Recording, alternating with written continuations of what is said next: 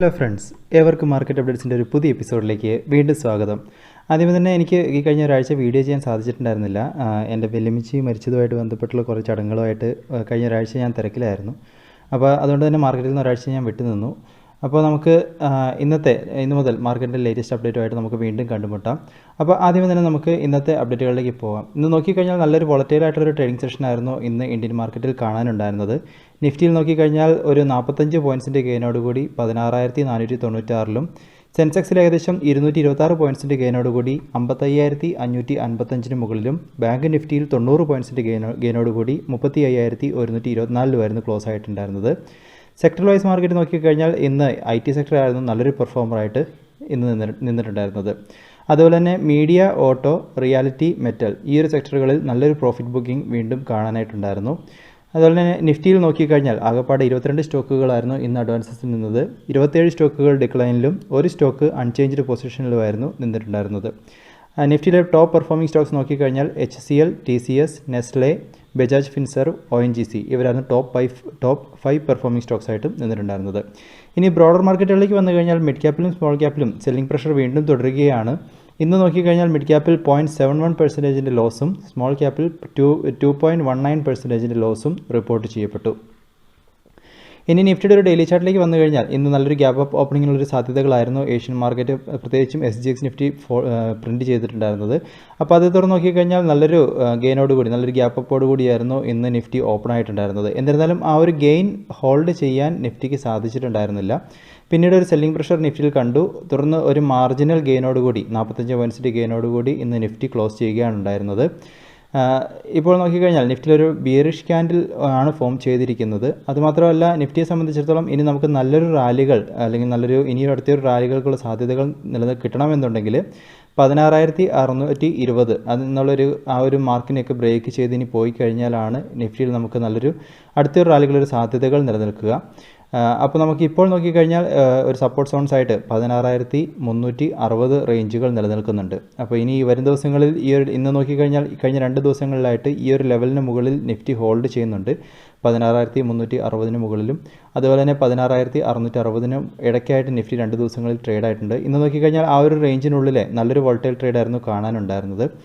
അപ്പോൾ ഇന്നത്തെ ഒരു ക്യാൻഡിൽ ശ്രദ്ധിച്ചു കഴിഞ്ഞാൽ കാണാൻ സാധിക്കുന്നത് നല്ലൊരു ഡൗണിലേക്ക് വരുന്തോറും നിഫ്റ്റിയിലൊരു ബൈയിങ് പ്രഷർ വരുന്നുണ്ട്. വീണ്ടും അപ്സൈഡിലേക്ക് പോകുന്ന സാധ്യതകൾ കാണിക്കുന്നുണ്ട്. എന്നിരുന്നാലും നമുക്ക് നല്ലൊരു റാലികൾ ഇനി തുടരാൻ 16,620 എന്നുള്ളൊരു റേഞ്ച് ബ്രേക്ക് ചെയ്യേണ്ടതായിട്ടുണ്ട്. അപ്പോൾ അതുവരെ നമുക്കൊരു കൺസോളിഡേഷൻ, ഈ ഒരു റേഞ്ചിനുള്ളൊരു കൺസോളിഡേഷൻ നമുക്ക് നിഫ്റ്റിയിൽ പ്രതീക്ഷിക്കാം. ഇനി അടുത്തതായിട്ട് ബാങ്ക് നിഫ്റ്റിൻ്റെ ചാർട്ടിലേക്ക് വന്നു കഴിഞ്ഞാൽ അവിടെയും നമുക്ക് സിമിലറായിട്ടൊരു പാറ്റേൺ ആണ് കാണാനുള്ളത്. അവിടെയും ഒരു സെല്ലിംഗ് പ്രഷറായിരുന്നു കാണാനുള്ളത്. ഒരു ബിയറിഷ് ക്യാൻഡിൽ പ്ലോട്ട് ചെയ്തിട്ടാണ് ബാങ്ക് നിഫ്റ്റിയും ഉണ്ടായിട്ടുള്ളത്. ബാങ്ക് നിഫ്റ്റിയെ സംബന്ധിച്ചിടത്തോളം 35,500 റേഞ്ചുകൾ ഒരു സപ്പോർട്ട് സോൺസ് ആയിട്ട് ഇപ്പോൾ നിലനിൽക്കുന്ന ഒരു ഇമീഡിയറ്റ് സപ്പോർട്ട് സോൺസ് ആയിട്ട്, തുടർന്ന് താഴേക്ക് വന്നു കഴിഞ്ഞാൽ 34,800 റേഞ്ചുകളും ഒരു സപ്പോർട്ട് സോൺസ് ആയിട്ട് ബാങ്ക് നിഫ്റ്റിക്ക് നിലനിൽക്കുന്നുണ്ട്. ഇനി അടുത്തായിട്ട് ഇന്നത്തെ ഒരു ഗ്ലോബൽ മാർക്കറ്റിൻ്റെ സിറ്റുവേഷനിലേക്ക് വന്നു കഴിഞ്ഞാൽ ഇന്നത്തെ US ഫീച്ചേഴ്സ് ഒക്കെ നോക്കുമ്പോൾ ഇന്നത്തെ US മാർക്കറ്റിൽ ഒരു പോസിറ്റീവ് മൂഡിനുള്ള സാധ്യതകളാണ് പ്രിൻറ്റ് ചെയ്യുന്നത്. എല്ലാം ഒരു പോസിറ്റീവ് മൂഡിലാണ് നിലനിൽക്കുന്നത്. യൂറോപ്യൻ മാർക്കറ്റുകളിൽ ഒരു ഫ്ലാറ്റ് ആയിട്ടുള്ളൊരു ട്രേഡിംഗ് ആണ് കാണുന്നത്. FTSE 19 പോയിൻറ്റ്സിൻ്റെ ഗെയിനോടുകൂടി ട്രേഡ് ആവുന്നു.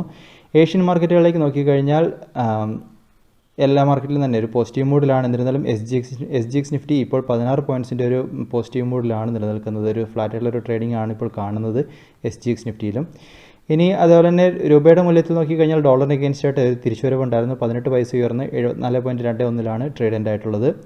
ഇൻസ്റ്റിറ്റ്യൂഷൻ ആക്ടിവിറ്റി ശ്രദ്ധിച്ചു കഴിഞ്ഞാൽ ഫോറിൻ ഇൻസ്റ്റിറ്റ്യൂഷൻ്റെ ഭാഗത്ത് നിന്ന് 1,363 കോടിയുടെ നെറ്റ് വിത്ഡ്രോവൽ ക്യാഷ് മാർക്കറ്റിൽ ഉണ്ടായിട്ടുണ്ട്. ഡൊമസ്റ്റിക് ഇൻസ്റ്റിറ്റ്യൂഷൻ്റെ ഭാഗത്ത് നിന്ന് 1,452 കോടിയുടെ നെറ്റ് ഇൻവെസ്റ്റ്മെൻറ്റും ക്യാഷ് മാർക്കറ്റിൽ വന്നിരിക്കുന്നു. അപ്പോൾ നമുക്ക് ഇൻസ്റ്റിറ്റ്യൂഷൻ സപ്പോർട്ടീവായിട്ടല്ല കാണുന്നത്. ഗ്ലോബൽ മാർക്കറ്റുകളൊരു ഒരു റേഞ്ച് ബൗണ്ടഡ് ട്രേഡിങ്ങുള്ളൊരു സാധ്യതകൾ ഇപ്പോൾ കാണിക്കുന്നുണ്ട്. തീർച്ചയായിട്ടും രാവിലെ SGX നിഫ്റ്റി ഒന്ന് വാച്ച് ചെയ്യുക. അപ്പോൾ നമുക്ക് അതിനെ ബേസ് ചെയ്തുള്ളൊരു ഓപ്പണിംഗ് നമുക്ക് ഇന്ത്യൻ മാർക്കറ്റിൽ പ്രതീക്ഷിക്കാം. ഇനി സ്റ്റോക്കുകളെ സംബന്ധിച്ചിടത്തോളം നോക്കിക്കഴിഞ്ഞാൽ HCL ടെക്നോളജീസിൻ്റെ സ്റ്റോക്ക് ഒന്ന് ട്രാക്ക് ചെയ്യുന്നത് നല്ലതായിരിക്കും. കാരണം ഈ ഒരു സ്റ്റോക്ക് ഇന്ന് 52 വീക്ക് ഹൈ ബ്രേക്ക് ചെയ്തിട്ടാണ് ഇന്ന് എൻഡായിട്ടുള്ളത്. പുതിയൊരു 52 വീക്ക് ഹൈ ക്രിയേറ്റ് ചെയ്തിട്ടുണ്ട് ഈ ഒരു സ്റ്റോക്ക്. അതുമാത്രമല്ല നല്ലൊരു ബുള്ളിഷ് ട്രെൻഡുകൾ ഈ ഒരു സ്റ്റോക്കിൽ വീണ്ടും കണ്ടുവരുന്നുണ്ട്. ഒരു ബ്രേക്ക് ഔട്ടുകൾ നടന്നാണ് ഇന്ന് സ്റ്റോക്ക് എൻഡായിട്ടുള്ളത്. അതുപോലെ തന്നെ ഹാവൽസിൻ്റെ സ്റ്റോക്കും നിങ്ങളൊന്ന് ട്രാക്ക് ചെയ്യുക. ഹാവൽസിനെ സംബന്ധിച്ചിടത്തോളം നോക്കിക്കഴിഞ്ഞാൽ ഇന്ന് വീണ്ടും ഒരു പ്രീവിയസ് ഹൈൻ്റെ അടുത്താണ് ട്രേഡ് എൻഡ് ആയിട്ടുള്ളത്. ബ്രേക്ക് ആയിരുന്നുവെങ്കിലും അത് ബ്രേക്ക് ചെയ്ത് എൻഡാകാൻ സാധിച്ചില്ല. അപ്പോൾ നമുക്ക് വരും ദിവസങ്ങളിൽ ഇനി ഒരു 1,268 മുകളിലേക്ക് ഈ ഓപ്പണിംഗ് കിട്ടിക്കഴിഞ്ഞാൽ ഹാവൽസിൽ വീണ്ടും ഒരു സാധ്യതകൾ പ്രതീക്ഷിക്കാം. അതേപോലെ തന്നെ നാളത്തെ മാർക്കറ്റിൽ ഒരു ഡൗൺ സൈഡിലേക്കാണ് പോകുന്നതെങ്കിൽ സ്റ്റീൽ അതോറിറ്റി ഓഫ് ഇന്ത്യ സെയിലിൻ്റെ സ്റ്റോക്ക് നിങ്ങളൊന്ന് ട്രാക്ക് ചെയ്യാൻ നല്ലതായിരിക്കും. ഒരു സെല്ലിംഗ് പ്രഷറാണ് ഈ ഒരു സ്റ്റോക്കിൽ തീർച്ചയായിട്ടും കണ്ടുവരുന്നത്. അപ്പോൾ ഈ ഒരു സ്റ്റോക്കുകൾ നിങ്ങളുടെ അനാലിസിസിനായിട്ട് വിട്ടുതരുന്നു. ഇനി പ്രധാനപ്പെട്ട മാർക്കറ്റ് അപ്ഡേറ്റുകളിലേക്ക് പോവുകയാണെങ്കിൽ ആദ്യം തന്നെ HCL ടെക്നോളജീസിനെ സംബന്ധിച്ചിടത്തോളം അവർ മ്യൂണിക് റേ ലോകത്തിൽ തന്നെ ഒരു ലീഡിംഗ് റീഇൻഷുറർ പ്ലാറ്റ്ഫോമാണ്. അപ്പോൾ അവരുടെ ഒരു ഡിജിറ്റൽ ട്രാൻസ്ഫോർമേഷനുമായിട്ട് ബന്ധപ്പെട്ടുള്ള ഒരു പ്രൊജക്റ്റിൽ ഒരു കോൺട്രാക്റ്റ് സൈൻ ചെയ്തതായിട്ട് കമ്പനിയുടെ അനൗൺസ്മെൻറ്റുകളിൽ കാണിച്ചിരിക്കുന്നു. ഇനി അതുപോലെ തന്നെ സ്റ്റീൽ സ്ട്രിപ്സ് വീൽസിനെ സംബന്ധിച്ചിടത്തോളം അവർ ഏകദേശം $105 മില്യൺ വർത്ത് ചെയ്യുന്ന ഒരു കോൺട്രാക്റ്റ് 3 വർഷത്തിന് മുകളിൽ നിലനിൽക്കുന്ന ഒരു കോൺട്രാക്റ്റ് വെസ്റ്റേൺ ഹെമിസ്ഫിയറിൽ ആയിട്ട് സൈൻ ചെയ്തതായിട്ട് അപ്ഡേറ്റുകളിൽ കാണിച്ചിരിക്കുന്നു. സ്റ്റീൽ അതേപോലെ തന്നെ അലുമിനിയം വീൽസിൻ്റെ ഒരു സപ്ലൈ ആയിട്ട് ബന്ധപ്പെട്ടാണ് ഈ ഒരു ഓർഡറുകൾ എന്നാണ് അപ്ഡേറ്റുകളിൽ കാണിച്ചിരിക്കുന്നത്. ഇനി അടുത്തതായിട്ട് ജൂൺ മന്തിലെ ടെലികോം ഡാറ്റ നോക്കിക്കഴിഞ്ഞാൽ വോഡാഫോണിനെ സംബന്ധിച്ചിടത്തോളം അവർക്ക് വീണ്ടും തുടർച്ചയായിട്ട് 43 ലക്ഷത്തിനടുത്തുള്ളൊരു സബ്സ്ക്രൈബേഴ്സിൻ്റെ ലോസാണ് ജൂൺ മന്തിലും കണ്ടിരുന്നത്. മെയ് മാസം നോക്കിക്കഴിഞ്ഞാൽ അവിടെയും ഏകദേശം 43 ലക്ഷത്തിനടുത്തുള്ളൊരു സബ്സ്ക്രൈബേഴ്സിൻ്റെ ലോസ് ആയിരുന്നു അവർക്കുണ്ടായിരുന്നത്. ജിയോയിൽ നോക്കിക്കഴിഞ്ഞാൽ അവർക്ക് നല്ലൊരു അഡീഷൻ ഈ ഒരു ജൂൺ മന്തിൽ കൊണ്ടുവരാൻ സാധിച്ചിരിക്കുന്നു. അവരാണ് ഏറ്റവും കൂടുതൽ അഡീഷൻ ഈ ഒരു ജൂൺ മന്തിൽ നടത്തിയിരിക്കുന്നത്. എയർടെലിനെയും കടത്തിവെട്ടിയാണ് അവർ വന്നിരിക്കുന്നത്. 54 ലക്ഷത്തിന് മുകളിലുള്ള യൂസേഴ്സിനെ കൊണ്ടുവരാൻ ആഡ് ചെയ്യാനായിട്ട് അവർക്ക് സാധിച്ചിരിക്കുന്നു. മെയ് മന്തിൽ അത് 35,54,000 ആയിരുന്നു നിലനിന്നത്. ഇനി അതുപോലെ എയർടെലിലേക്ക് നോക്കിക്കഴിഞ്ഞാൽ അവർക്ക് 38 ലക്ഷത്തിന് മുകളിലുള്ള സബ്സ്ക്രൈബേഴ്സിൻ്റെ അഡീഷനാണ് ഈ ഒരു ജൂൺ മന്തിൽ നടന്നിരിക്കുന്നത്. മെയ് മന്തിൽ അത് 46 ലക്ഷത്തിന് മുകളിലായിരുന്നു നിലനിന്നിട്ടുണ്ടായിരുന്നത്.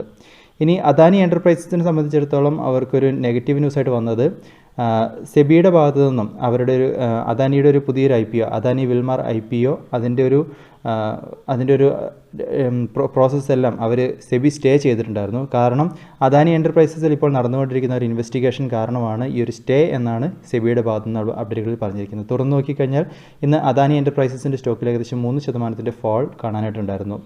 ഇനി കാഡില ഹെൽത്ത് കെയറിനെ സംബന്ധിച്ചിടത്തോളം അവർക്ക് drug control general of India DCGIൻ്റെ ഭാഗത്തു നിന്നും അവരുടെ കൊറോണ വാക്സിൻ സൈക്കോവ് ഡിക്ക് ഒരു എമർജൻസി യൂസേജിനുള്ളൊരു അപ്രൂവൽ കിട്ടിയതായിട്ട് കാണിച്ചിട്ടുണ്ടായിരുന്നു. തുടർന്ന് ഇന്ന് ഈ സ്റ്റോക്കിൽ നല്ലൊരു അപ്പ് മൂവുകൾ കാണാനായിട്ടുണ്ടായിരുന്നു. ഇനി അരവിന്ദ ഫാർമയെ സംബന്ധിച്ചിടത്തോളം അവർ ക്രോണസ് ഫാർമയിൽ ഒരു 51% സ്റ്റേക്ക് അക്വയർ ചെയ്യാനുള്ളൊരു എഗ്രിമെൻറ്റ് ഉണ്ടായിരുന്നു. അപ്പോൾ ആ ഒരു എഗ്രിമെൻറ്റ് അവർ ടെർമിനേറ്റ് ചെയ്തു എന്നൊരു അപ്ഡേറ്റുകൾ കമ്പനിയുടെ ഭാഗത്ത് നിന്ന് കാണിച്ചിട്ടുണ്ട്.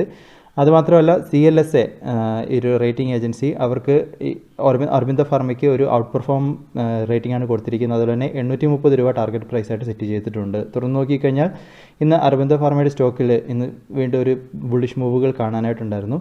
അതുപോലെ തന്നെ ഇൻഡിഗോയെ സംബന്ധിച്ചിടത്തോളം ഒരു ഗുഡ് ന്യൂസ് ആയിട്ടുള്ളത് അവർ ജബൽപൂർ മധ്യപ്രദേശിലുള്ള ജബൽപൂരിൽ നിന്നും മുംബൈ ഡൽഹി എന്നുള്ളൊരു എന്നീ സിറ്റികളിലേക്ക് അവിടെയുള്ള എയർപോർട്ടുകളിലേക്ക് അവരുടെ ഒരു കൊമേഴ്ഷ്യൽ ഫ്ലൈറ്റ് അവരുടെ ഒരു ഫ്ലൈറ്റ് ഓപ്പറേഷൻസൊക്കെ വീണ്ടും ആരംഭിച്ചിരിക്കുന്നു എന്നൊരു അപ്ഡേറ്റുകൾ കാണിച്ചിരിക്കുന്നു.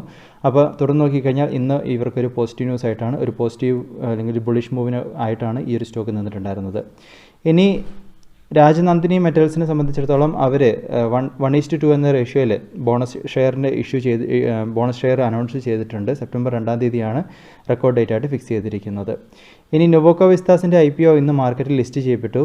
ഇഷ്യൂ പ്രൈസിനെക്കാട്ടിലും 17% ഡിസ്കൗണ്ടിലാണ് ഇന്ന് ലിസ്റ്റ് ചെയ്തിട്ടുണ്ടായിരുന്നത്. 570 രൂപയായിരുന്നു ഇഷ്യൂ പ്രൈസ് എങ്കിൽ 471 രൂപയിലായിരുന്നു ഇന്ന് ലിസ്റ്റ് ചെയ്തത്.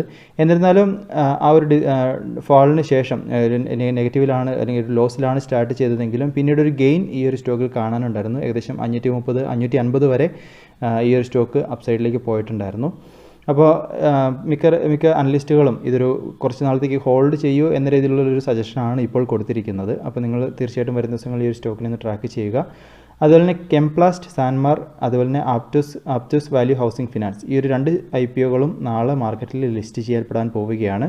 അപ്പോൾ നിങ്ങൾക്ക് ഇഷ്യൂ അലോട്ട്മെൻറ്റ് കിട്ടിയിട്ടുണ്ട് എങ്കിൽ അല്ലെങ്കിൽ നിങ്ങൾക്ക് അലോട്ട്മെൻറ്റ് കിട്ടിയില്ല വീണ്ടും വാങ്ങാൻ താല്പര്യപ്പെടുന്നുണ്ട് എങ്കിൽ നാളെ ഈ ഒരു 2 IPOകൾ അല്ലെങ്കിൽ നാളെ ഈ 2 സ്റ്റോക്കുകൾ നിങ്ങൾക്ക് ട്രാക്ക് ചെയ്യാവുന്നതാണ്.